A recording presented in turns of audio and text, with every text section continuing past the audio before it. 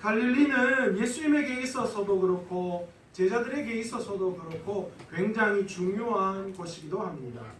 예수님에게 있어서의 갈릴리는 사실 이 복음 전도 사역의 중심지이기도 했습니다. 제자들에게 갈릴리는 어떤 의미입니까? 제자들에게 갈릴리는 삶의 터전이고 고향이 바로 갈릴리입니다. 예수님께서는 갈릴리에서 제자들을 부르시고 천국 복음을 전파하시기 시작하셨습니다. 당시 예수님을 따르던 제자들은 예수님이 그들에게 보여주시고 또 많은 사람들에게 보여주는 기적 같은 일들을 보고 너무나도 놀랐습니다. 그러면서 그들의 마음속에는 어떤 생각이 들었느냐?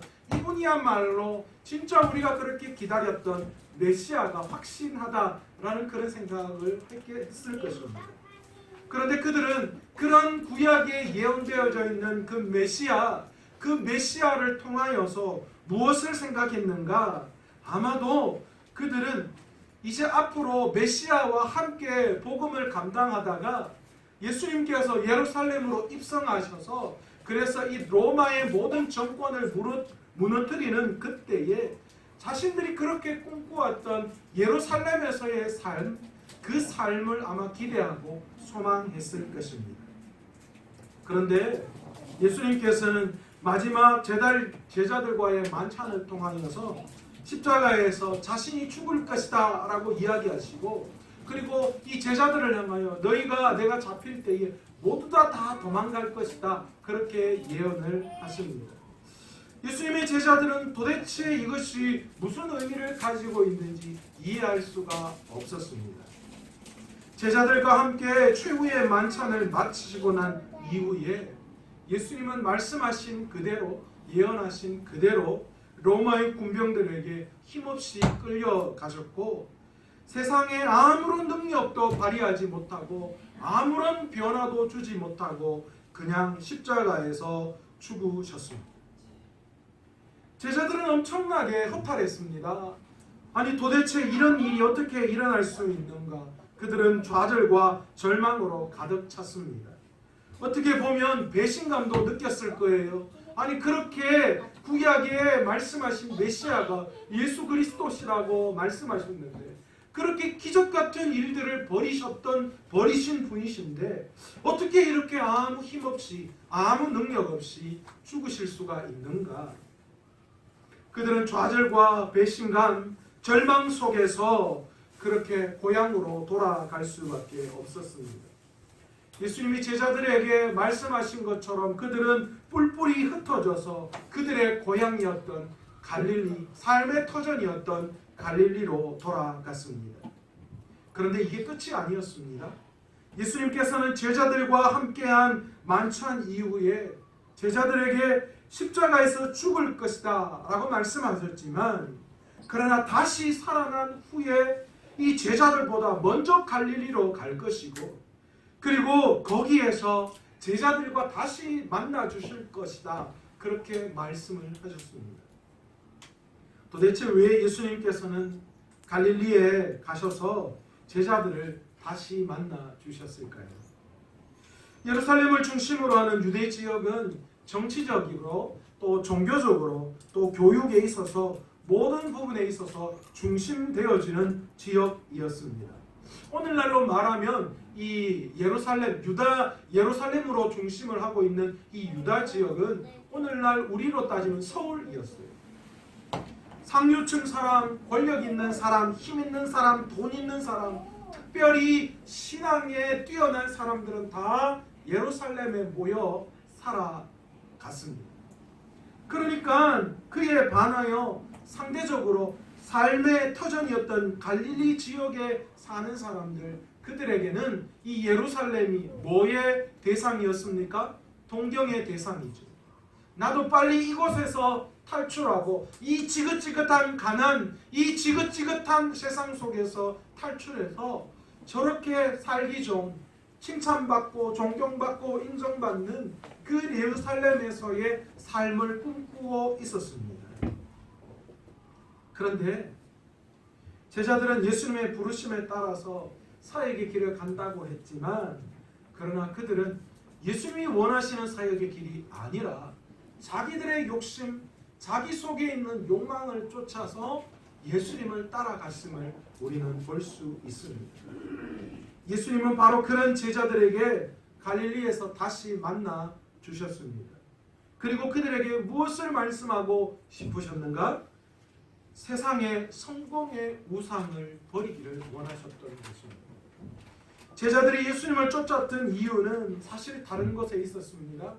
그들은 자신의 욕심, 욕망, 그래서 이 지긋지긋한 갈릴리에서의 삶을 접어버리고 이제 좀 폼나고 멋지게 떵떵거리며 살아가고 싶었던 것이 바로 그들의 마음이었습니다.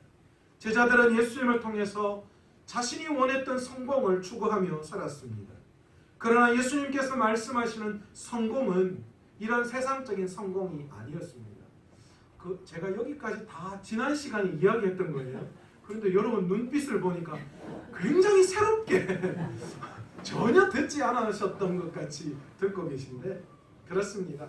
예수님이 말씀하시는 성공은 우리가 생각하는 그런 성공이 아니에요.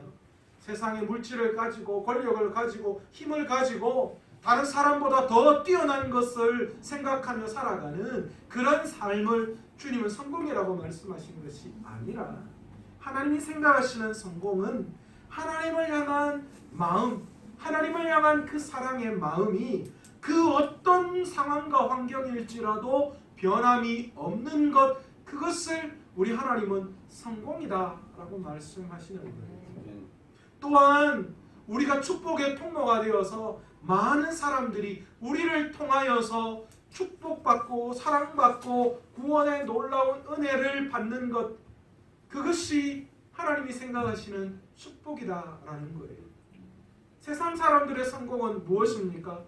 100명 먹어야 할 것을 내 혼자 다 차지하면서 100년 동안 잘 사는 거예요. 그게 세상 사람들이 생각하는 성공입니다. 그러나 하나님이 생각하는 성공은 그거 아니에요. 하나님이 생각하는 성공은요, 내가 나를 통하여 100명을 행복하게 하고 100명을 잘 먹고 잘 살게 하는 것, 그것이 하나님이 원하시는 성공이다라는 거예요. 그러니까 천지차이예요. 지금 제자들은 뭘 원했습니까? 제자들은 예수님을 통하여 100명 걸 나 혼자 독식하면서 이 지긋지긋한 삶의 터전이었던 갈릴리를 벗어나 뭐 하고 싶은 거예요? 예루살렘에 가서 떵떵거리며 호화호식하며 다른 사람들의 부러움을 사면서 살아가는 것, 그것을 바랬습니다. 여러분, 오늘 우리가 추구하는 신앙이 혹시 이런 신앙 아닙니까? 예수님을 통하여 내가 세상 속에서 잘 먹고 잘 사는 것, 다른 사람들은 어떻게 살든가 상관없이 나 혼자 그냥 잘 먹고 잘 살면 되지 않느냐. 많은 사람들에게 주목받고, 그래서 다른 사람들이 내가 지나갈 때마다 내 삶을 바라볼 때마다 정말 나도 저렇게 좀 살고 싶다. 저도 목사인데요, 그럴 때가 참 많아요. 언제 제가 부산에서 사역할 때 해운대 쪽에 그 주택에 살고 있는 그런 분이 잡지에 한번 소개된 걸 한번 봤는데요. 집이 총 한 600평 가까이 된다고 하던데요. 집 안에 글쎄 밖이 아니라 실내에 수영장이 있어요. 식물원도 있고요. 집이 5층인가 그런데 지하도 1층이 있고요. 저는 그 집에 살아라 그러면 도대체 어디가 어딘지 몰라서 못 살 것 같아요. 그런데 세상적인 생각으로 야, 저런 집에 사는 사람은 어떤 사람일까? 주차장이 보통 웬만한 빌라 하나 정도인데 차가 외제차가 글쎄 3대인가 4대, 스포츠카부터 시작해서 세단에 그 다음 RV까지. 이야, 남자들의 로망 아닙니까? 그죠? 그렇게 있더라고요. 야, 속으로 그래서 이야, 도대체 뭐 해가지고 저렇게 되냐고. 나이도 그렇게 많지 않은 것 같은데 사람들은 다 그런 곳에 마음이 쏠려 있습니다. 나도 정말 저렇게 좀 폼나게 한번 살아보고 싶다. 그러면서 내 삶을 보니까 내 삶은 돌아서면 화장실, 돌아서면 방, 돌아서면 부엌, 맨날 카드값 내는 거 쪼들려가지고 다음 달에는 어떻게 살아갈까? 좀 풍요롭게 좀 쉬고 싶고 남들처럼 여행도 좀 가고 싶고 한데 나는 왜 이렇게 지긋지긋한 삶을 살아야 하나? 다람쥐 쳇바퀴 삶을 살지 내가 왜 그런 삶을 살아야 하나? 그런 생각. 그래서 우리 마음속에 주님 제발 이런 좀 지긋지긋한 삶 말고요, 좀 폼나는 삶 한번 살아보고 싶습니다. 한번 좀 내 삶을 축복해 주십시오. 혹시 그런 마음 가지고 있지는 않으십니까? 주님은 오늘 제자들이 가지고 있었던 이런 예루살렘을 향한 그런 생각을 다 버리게 하기를 원하셨어요. 세상에 가지고 있는 성공의 우상을 버리기를 원하셨어요. 그래서 주님은 철저하게 패배를 맛보게 하신 거예요. 제자들을 향하여 철저하게 좌절과 철저한 패배감 의식 속에서 그들이 가지고 있었던 세상을 향한 완전한 꿈과 희망을 싸그리 다 그냥 포기하도록 만드셨어요. 정말 그랬잖아요. 제자들은 거의 절망 가운데 고향 땅으로 실패하는 삶 속에서 그들 고향으로 돌아갔어요. 여러분, 베드로의 삶을 가만히 보세요. 베드로가 예수님을 부인하고 울면서 고향으로 돌아갔어요. 그래서 고향에서 뭐 했어요? 그렇게 지긋지긋하게 벗어나고 싶었던 고기잡이 여전히 하고 있었어요. 여러분, 그 삶이 어땠을까요? 여러분, 실패해 보셨어요? 실패하고 집에 와 보셨어요? 안 해보셨으면 말을 하지 마세요. 정말 좌절감 속에 있을 거예요. 주님은 그런 좌절감 속에 제자들이 가지고 있었던 세상을 향한 마음, 그래서 신앙을 가지고 세상의 부와 영광을 얻으려고 하는 그런 생각을 버리기를 원하셨어요.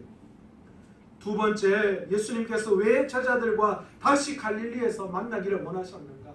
도대체 그 갈릴리에서 무엇을 하기를 원하셨는가? 낮은 곳을 바라보며 낮은 마음을 갖게 하시기 위해서였습니다.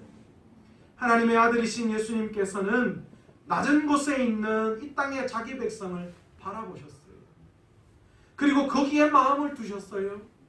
그래서 인간의 모습으로 이 땅에 오셨고 십자가의 모진 고통을 당하시고 자신을 십자가상에서 희생하셨습니다. 그리고 또 말씀하십니다. 실패하고 좌절해서 고향 갈릴리에 있는 제자들에게 예수님이 찾아오셨어요. 예수님은 늘 낮은 곳, 늘 낮은 마음을 가지시고 그곳에서 일하기를 원하셨어요. 그러기에 그의 첫 사역지도 또 그의 사역의 시작도 갈릴리였어요. 삶의 터전, 사람들이 그렇게 힘들어했던 그곳, 바로 그것이 갈릴리였는데 그곳에서 복음을 전하기 시작했던 거예요. 부활하신 주님께서 제일 처음 나타나신 것도 바로 이 삶의 터전 갈릴리였습니다. 아파하고 슬퍼하고 외로워하고 여러 가지 세상 고통 속에 있는 우리들을 바라보시면서 그곳에 마음이 있으셨고 그것을 바라보시고 아파하고 계시는 분이 예수님이신 줄로 믿습니다. 여러분, 누군가 널 위해 기도하네 라는 찬양 아시지요? 여러분, 오늘 이 시간도 오늘 세상 가운데 아파하고 힘들어하고 있는 영혼들이 있다면 그 어떤 사람보다도 우리 주님께서 우리를 바라보시고 가장 아파하시고 가장 슬퍼하시고 가장 눈물을 많이 흘리시는 분이 주님이신 줄로 믿습니다. 그 낮은 곳에 있는 우리들, 그 죄악 가운데 있는 우리들, 그 연약하기 그지없는 우리들, 그 우리들에게 우리 주님이 마음이 있으셨어요. 그래서 오늘 이 시간도 우리에게 찾아오시고 우리의 걸음을 인도하시고 우리를 위해서 기도해 주시는 분이신 줄로 믿습니다. 누가복음 4장 18절에는 이런 주님의 말씀이 있습니다. 주의 성령이 내게 임하셨으니 이는 가난한 자에게 복음을 전하게 하시려고 내게 기름을 부으사 나를 보내사 포로된 자에게 자유를, 눈먼 자에게 다시 보게 함을 전파하며 눌린 자에게 자유롭게 하고 주의 은혜의 해를 전파하게 하려 하심이라. 주님이 이 땅에 임하신 이유는 가난한 자에게 복음을 전파하시는 거였어요. 주님이 이 땅에 임하신 이유는 포로된 자에게 자유를 주기 위해서였습니다. 주님이 이 땅에 오신 이유는 눈먼 자를 보게 하시는 거예요. 이 땅에 가난하고 이 땅에 부족하고 연약하고 이 땅에 죄 가운데 묶여져 있고 이 땅에 세상이라는 눈에 멀어서 전혀 하나님의 나라를 보지 못하고 있는 눈먼 영적인 삶을 살아가고 있는 우리들에게 우리 주님은 오늘 이 시간 그 모든 문제를 해결해 주시기 위해서 이 땅에 오셨다라는 거예요. 예수님의 3년 반 동안의 사역의 중심지가 갈릴리였습니다. 바로 삶 가운데 고통받고 힘들어하는 사람들에게 찾아가셔서 그들을 위하여 사역하셨고, 그리고 또한 부활하셔서 그들에게 갈릴리로 오라고 말씀하시면서 그들에게 나타나 그들을 위로해 주셨습니다. 그리고 또 제자들에게 말씀하시죠. 너희도 나를 따르라 말씀하십니다. 낮은 곳, 낮은 마음, 낮은 사람에게 마음을 두시고 사역하셨던 예수 그리스도처럼 너희도 나처럼 낮은 곳, 낮은 마음, 낮은 사람을 위해서 일해야 한다라는 것이지. 여러분은 어디에 관심이 있으십니까? 모든 사람들의 관심은 늘 낮은 곳이 아니라 어디에 있습니까? 높은 곳에 있습니다. 여러분, 우리가 왜 영적으로 힘듭니까? 여러분, 우리가 왜 지금 고통 가운데 있습니까? 우리가 왜 지금 오늘 하나님 앞에 부르짖고 있습니까? 무엇을 위해서요? 우리가 만약에 우리보다 더 낮은 곳에 마음을 두고 주님을 따른다면 여러분, 우리의 기도가 달라요. 우리의 마음이 달라져요. 우리의 삶이 달라질 수밖에 없습니다. 저희 딸 이야기를 안 할 수가 없어요. 저희 딸이 얼마나 낮은 마음으로 살아가는지요. 어느 날 시험을 치고 기쁜 마음으로 달려왔습니다. 아빠, 내가 수학 90점 맞았어요. 저는 절대 우리 딸에게 속지 않습니다. 그래? 와, 90점을 맞다니. 기쁨도 잠시. 저는 저희 딸을 알기 때문에. 그런데 수아야, 너그 반에 90점 맞은 애가 몇 명이나 돼? 그리고 네 밑에 90점보다 못 맞은 애가 몇 명이나 돼? 그랬더니만 갑자기 우리 딸이 이야기하다. 그런데 90점 맞은 애가 한 10몇 명 정도 될걸? 그래? 그러면 네 밑에는 몇 명인데? 한 6명? 5명? 그러니까 90점이 전혀 잘 받은 점수가 아닌 게 그날 뭐 그냥 시험이 쉽게 나온 거예요. 그 애는 90점 자체만으로 행복한 거예요. 왜요? 위에 자기보다 더 공부 잘하거나 더 점수 잘 나온 곳에 마음이 있는 것이 아니라 자기보다 훨씬 더 못친 애들이 그래도 있다라는 그것으로 행복한 거예요. 아빠, 그래서 내한테 자랑하면서 90점 맞았어. 그런데 저는 뭐예요? 야, 니보다 못한 애들이 몇 명 안 되는데 네가 90점 맞은 그 자체가 결코 행복한 게 아니잖아. 그 잘한 거 아니잖아. 제가 그렇게 이야기했어요. 그런데 돌아서서 제가 하나님 앞에 그런 생각을 해요. 하나님, 정말 세상을 살아가는 우리들도 똑같습니다. 우리가 낮은 곳에 낮은 마음을 두고 그렇게 하나님을 바라보고 나아간다면 우리는 행복할 수밖에 없고 하나님 앞에 감사할 수밖에 없어요. 그런데 우리는 자꾸만 나보다 더 높은 것을 바라고 있지요. 더 좋은 것, 더 많은 것을 누리는 것. 그러니까 감사가 사라지고 기쁨이 사라져요. 여러분, 왜 우울증이 옵니까?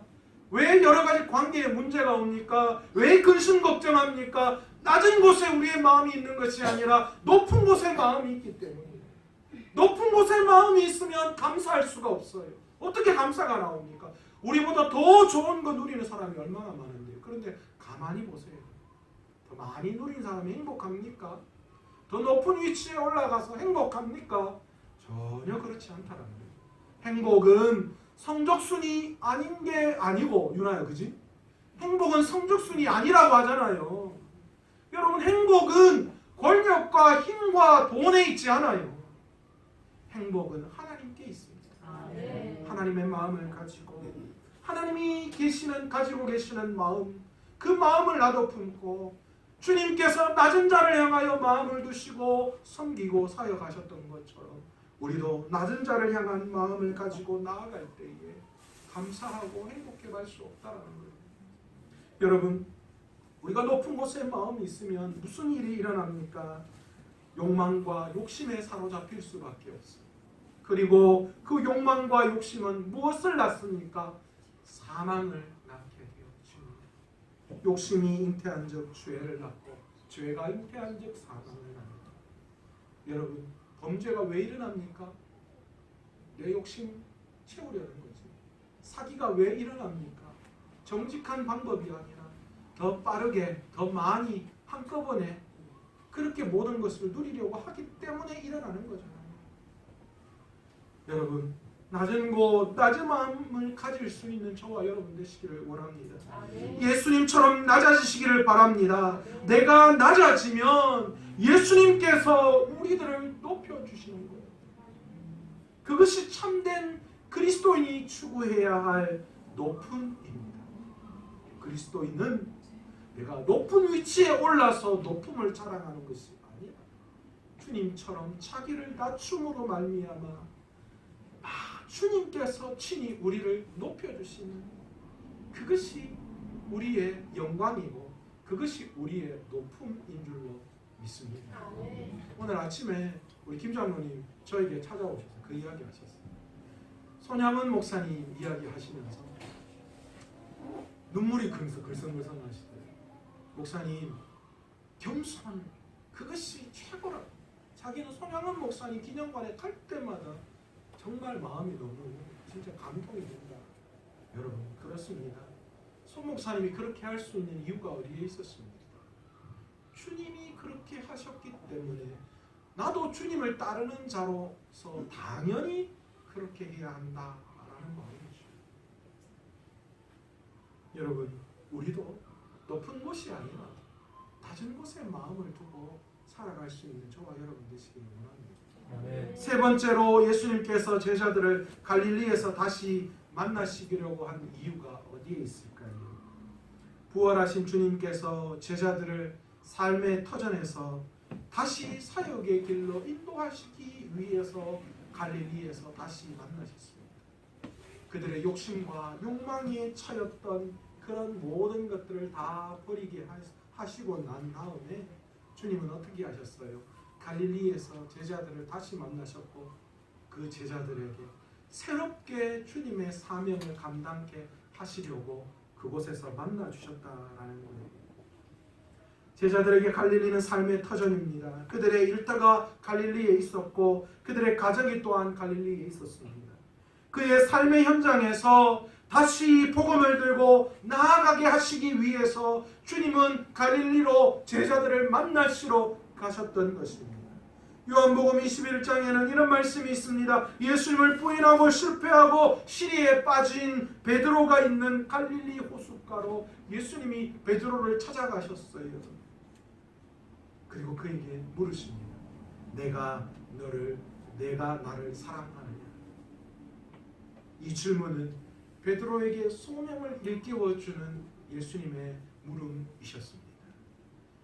예수님은 시리와 좌절에 빠져있는 베드로에게 다시 나타나 주시고 그를 만나 주셔서 이제는 세상 욕심과 욕망 내 속에 있는 그런 소망과 그런 소원을 이루려고 하는 그런 마음이 아니라 이제 비로소 주님의 일을 감당하는 사명자로 세우시기 위해서 예수님은 시리와 실패와 좌절에 속해 있는 그런 베드로에게 찾아가 주시고 그에게 물으셨던 거예요.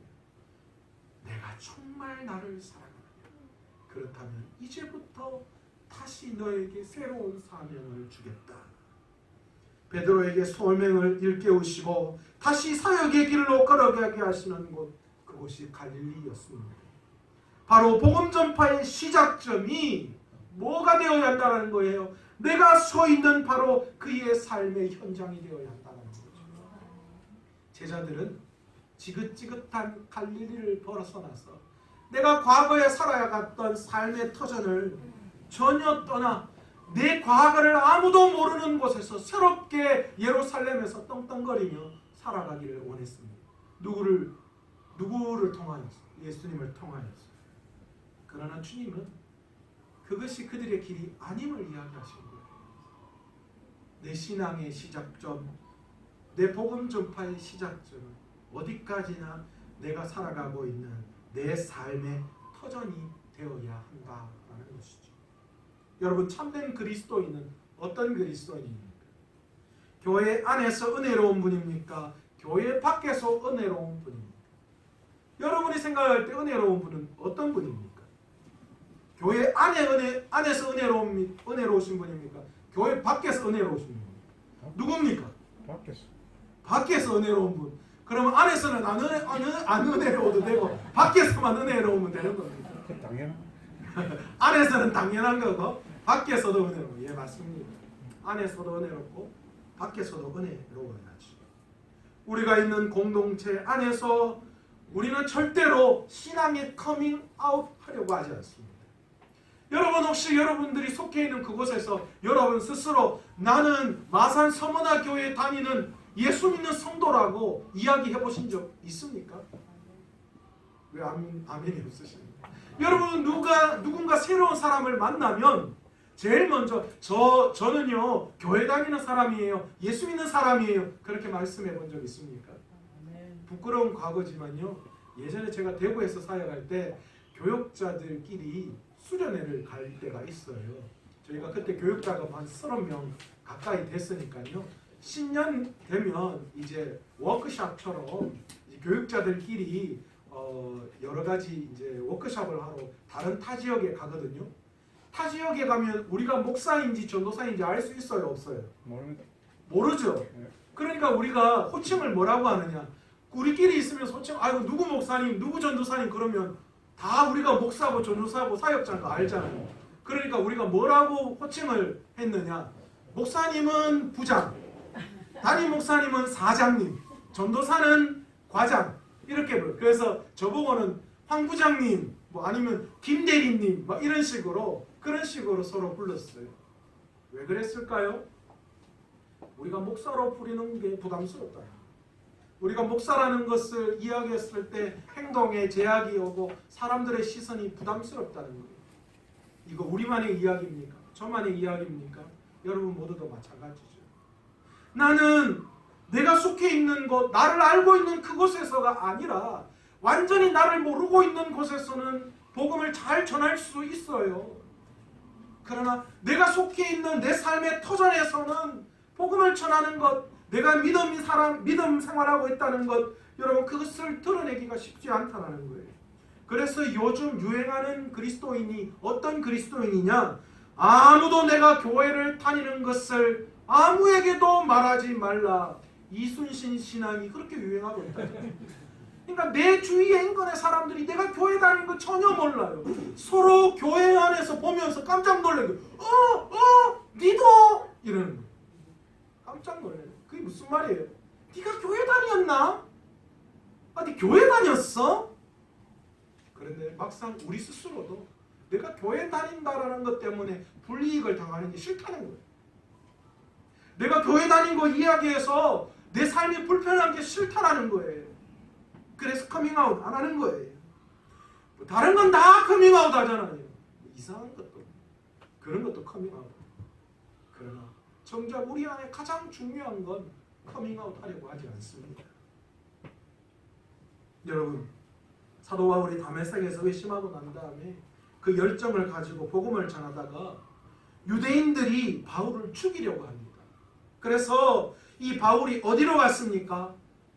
아라바 광야로 가서 3년 동안이나 경건 훈련을 받게 됩니다.